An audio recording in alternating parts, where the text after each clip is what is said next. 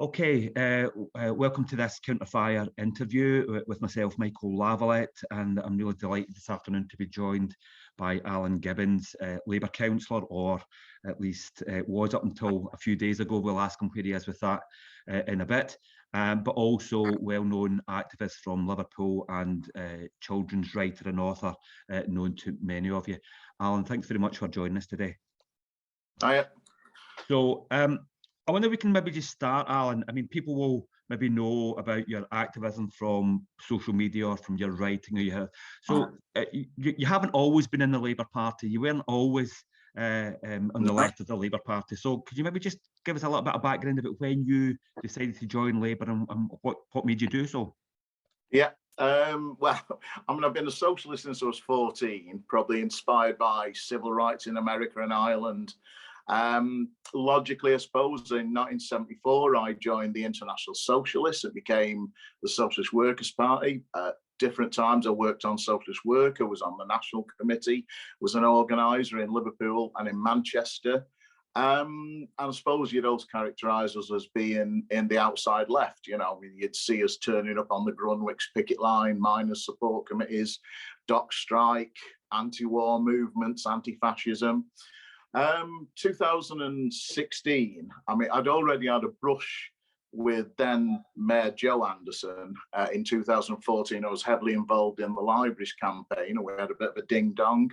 And I wouldn't have imagined myself being in the Labour Party just 2 years before I actually joined. 2015, members of my family started to join. First of all, my second oldest son, then my daughters, then my wife, inspired by Jeremy Corbyn, because obviously we've been in the Stop the War movement, the vote on the welfare bill, and we really saw a hope for the first time in so many years.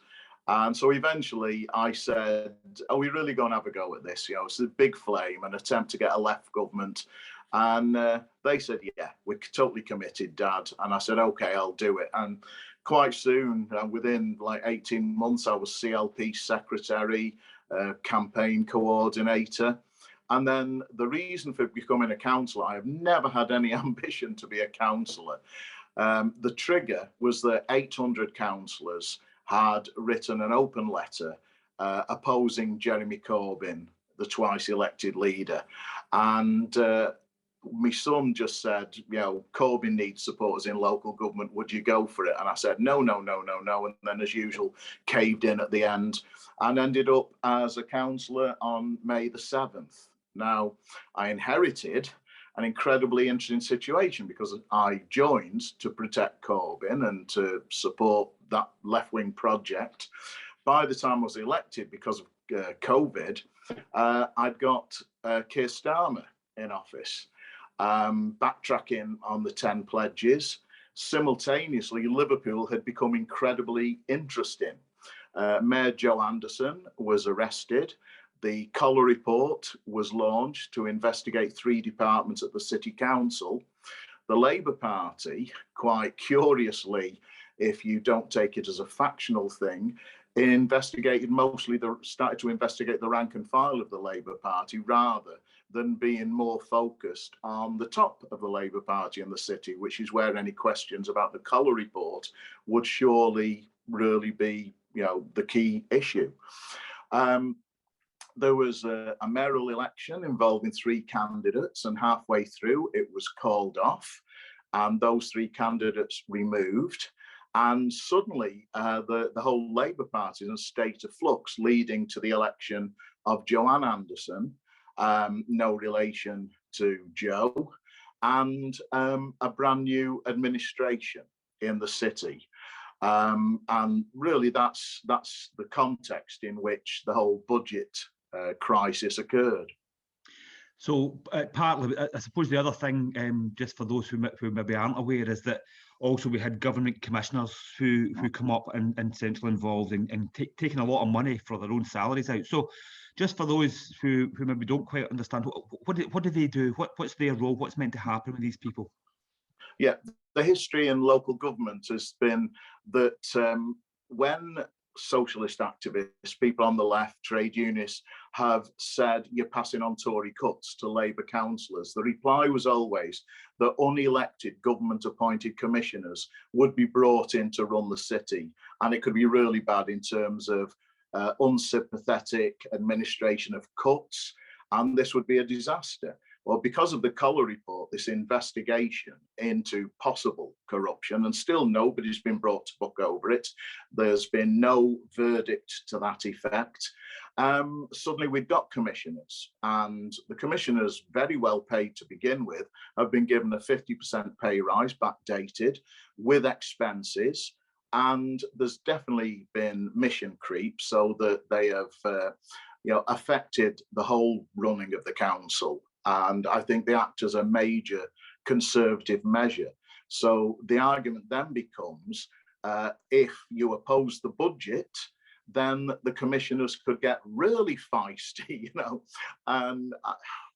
and could carry through a budget without any of the sympathy that an elected Labour administration would bring to bear. Now, I don't really buy that, I have to admit.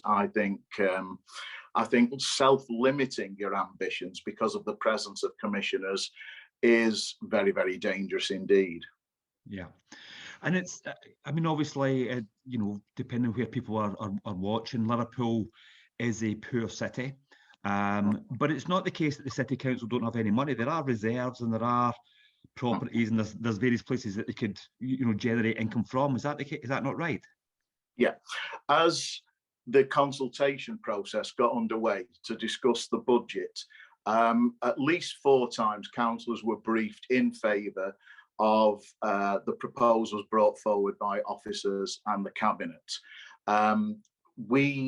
A number of us wrote continually trying to get a debate on proposals put forward by a guy who'd been a cabinet member, Councillor Barry Kushner, and these were rejected as not robust on a number of occasions.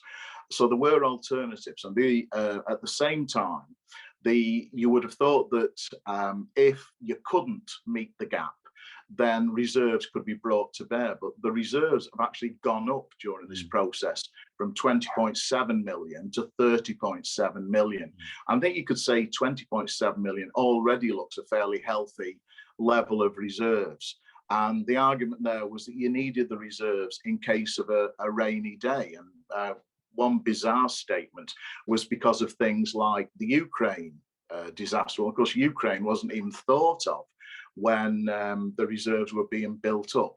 But so one section of the councillors, small minority section, were arguing for alternative measures, and they were knocked back, and so was the idea that you could use reserves. And that left us in the situation that I'd spent 40 years basically going right back to the times of Livingston and the 47 and David Blunkett and Ted Knight in Lambeth, of all saying if I was in that position, I would never vote for cuts. And the job of a Labour authority wasn't to pass on the impact of Tory cuts. And I would have looked a complete hypocrite if I'd done a U-turn on that. And purely in terms of principle, really, for myself, I took that position. Then it turned out there was 2 or 3 people I was talking to at first who took the same position.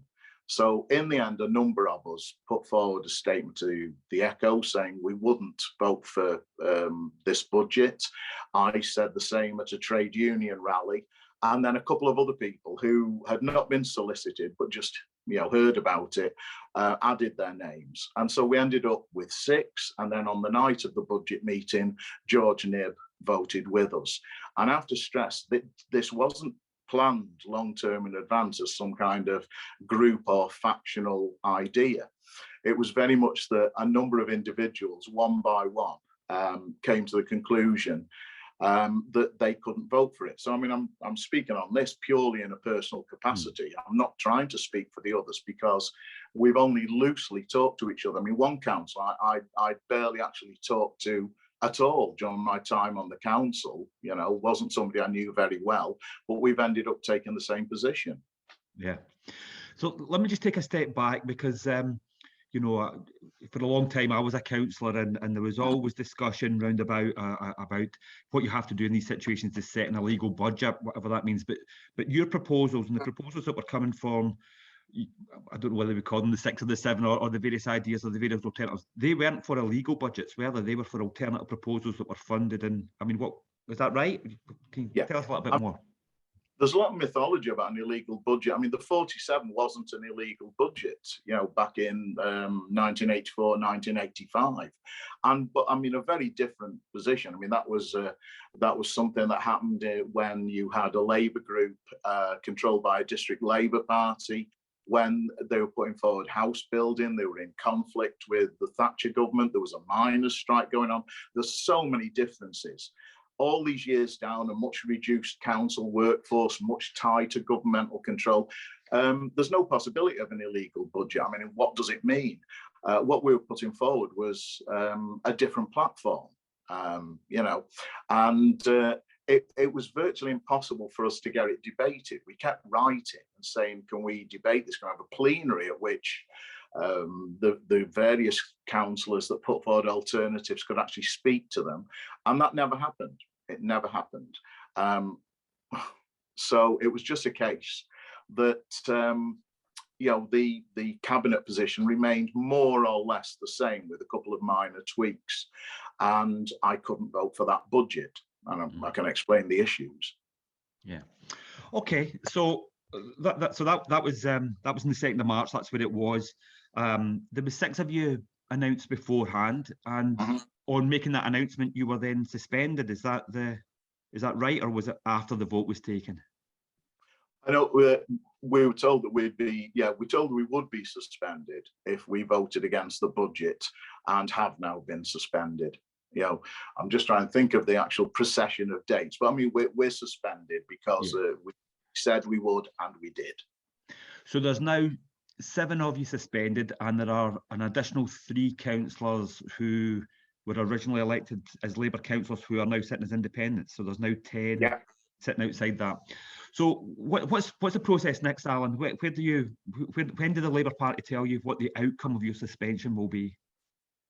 Well, we don't know that. And I mean, one thing I think that we're all agreed on, I can say this, is we're not willing to be left in limbo for any length of time, because I mean, that reduces your effectiveness as a councillor. And I mean, our main interest is to represent residents to the best of our ability, but also to argue for policies to the best of our ability that we agree with. I mean, the general flow, I think, for people like me, is you want to bring services in-house. You want to start the discussion now for next year's budget, so there is investment and there are transformative policies and there's something to get behind, not that we reluctantly have to vote for cuts, which is what a lot of councillors find themselves in the position of doing. So you basically want ambition. You want to be able to change something. The prospect of year after year of Tory imposed cuts, in which all you do is to try and soften the impact of the cuts, it's not very appetizing for an elected representative, to say the least. And it's something I couldn't do. Yeah, indeed.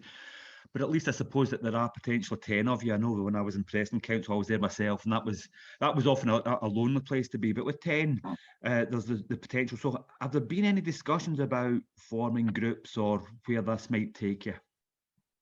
The only thing people have done is informal ones. If, you know, and people have got various levels of strength, I suppose, in their commitment to the Labour Party.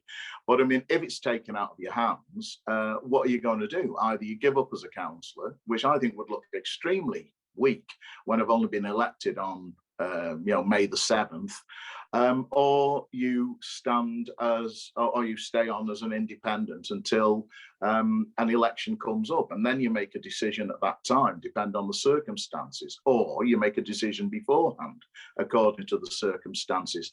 But it very much lies in the lap of the Labour Party at the moment. But as I said, I don't think any of us are willing to sit about. I mean, we know of one local council, I think it's been 3 years over a completely different issue, but left in limbo for 3 years. That can't happen. I mean, it would prevent you acting as a councillor in any real coherent terms. Yeah, indeed. So this is, I suppose, quite interesting because, you know, we've been part of debates about how you organise as socialists for a very, very long time. And, you know, you've always, I mean, in the Labour Party as a councillor, you're always on the picket line, you're always on demonstrations, you're at various social movement activities. So I suppose it opens up two questions for you. The first one is that you've been quite vocal in the last period, the last 6-7 months on social media about why people shouldn't leave the Labour Party and should stay in. So I suppose the question is, then if they're leaving you behind, where does this take you politically, and how do you keep your organisation together? And then the second one is just to maybe ruminate a little bit about the relationship between the councillor in council and the social movements outside the council chamber. So we take the first one and then we'll go into the second one. So yeah. You do get some, what I suppose I'd call traditional councillors who say that the moment you become a Labour councillor, you're no longer part of those movements. You are on the other side. I've actually had those words said to me. Now, I don't believe that. There is a history in the Labour Party with the Poplar councillors, the councillors at the time of Clay Cross and the 47 here in Liverpool that are some of the high points. But there have been others where councillors have tried to remain very actively trade unions, very closely related to social movements outside. So obviously, in circumstances where there's high points of battles between working class people and the government, such as the years after the Russian Revolution when Clay Cross happened, such as the early 70s when trade union organisation was very powerful, 13 million people in unions, and at the time of the miners' strike with the 47, then I think the movement outside has a lot more power. In the last few years, I mean, the outside left, if you want, has been very fragmented, has been greying, has been weaker. And I think the Corbyn movement, partly for that reason, swept all before it and swallowed up a lot of that natural constituency. What happens when the Corbyn movement falls back, but the groupings outside are still very weak, is you get this situation we've got now. And I think anybody with any sense is engaged in a real process of heart searching about the future for socialism. What I've said recently is I'll be keeping a very strong watching brief as somebody who's very active in the movements and always will be, you know, to my dying day, as to who is the most effective. Can the groupings in the outside left genuinely pull together, create something non-sectarian, welcoming and unifying? I've got great doubts because of the history. That, you know, even one coalition that's going at the moment is a coalition of coalitions. I don't find that very convincing. People need to do a lot more to convince me.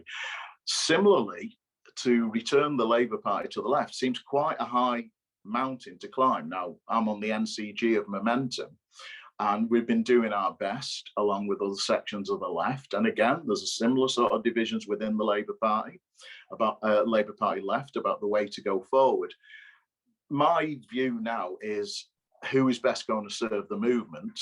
Let's see who can best offer the beacon to carry it forward. And I've got quite an open mind.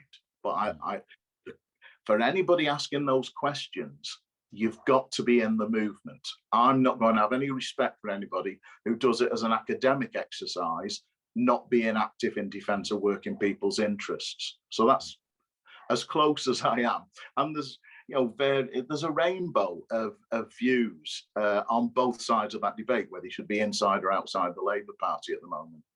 Yeah, no, I think that's right. I think you're right to throw that challenge out to us all. I think it is a very, very real question for all of us who see ourselves on the left about how we rebuild and how we work together and start to think about those very, very real strategic questions. And when we think about the world just now, though, they are very, very urgent for us. But there's no simple answer. So I think that's absolutely correct. What about the second part of that then? So what do you think is the relationship between those social movements and your role as a councillor?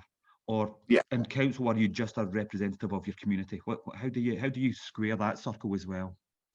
Yeah, I mean, when I first became a councillor, I took over. I was taking over from a guy called Richard McLinden, who sadly died because of COVID, and lovely guy. And he, you know, we had our differences, but I mean, I said to him, "Come on, what this job of council? What am I going to end up doing?" And he said, "Oh, lots of stuff about dog shit." Now, he was making a serious point that a lot of what people traditionally do as a councillor is look at, you know, potholes, is, you know, litter. These are the issues you're taking up, helping people with various issues. Now, I think a socialist councillor has to be broader than that. There was this phrase used during the history of the movement about a tribune of the people. You've got to somehow be able to connect together those day-to-day economistic, small bread and butter issues that affect people, but also make it absolutely clear that for those, you know, for people's lives to be better, there's got to be a broader challenge to the status quo. And it's how you relate. Like, I got criticised on one forum that how can you be a good local councillor when you're always on these demonstrations in town? Well, I mean, I do the litter picks. I volunteer for food hubs, you know, and at the same time, I'm on demonstrations over the cost of living, over the war, and various other issues. And I think it's a tough relationship to do, but you've got to do that. So, for example, at the City Council, I moved together with Tim Jeeves, a great friend, to reject integrated care systems and the NHS bill. A number of us in the Labour Party and the Greens put forward a cross-party motion against the Nationalities Bill. So you've got to use being a councillor as a forum to defend trade union rights and to address the big issues, and at the same time never neglect the base in your own community. And I live in my own ward. I think as far as possible that is a really good thing to do. So you walk out, you just talk to your neighbours, and you're automatically doing casework. Yeah, I used to think about it. Well, I try to take on something that Tony Clough once said, and he was talking about shop stewards, and he said, you know, that, you know, you've got to make sure that people have got decent toilets, and you've got all those really basic things. But if you win that for people in the trade union movement, then they will listen to you when you talk about the big political issue. And I suppose when I was a councillor, I used to try and think of myself as a community shop steward, is how I sort of badged that you would pick up exactly that. If they've got rats and mice, these things make life miserable. You've got to address them. And if you do that well, then they'll listen to you when you're having a, you know, you're trying to organise around war or austerity or whatever. But it is about trying to bring those things together. So, from your point of view, what happens next? What happens next? I mean, it depends a great deal what the Labour Party does. And I would have thought from the history of the Labour Party, I think it'd be exceptional if they didn't exclude from membership, just judging on, you know, the history of the way it's acted with councillors. But we'll see. As I said before, this period, you know, this interregnum can't go on, you know, unresolved for a long time.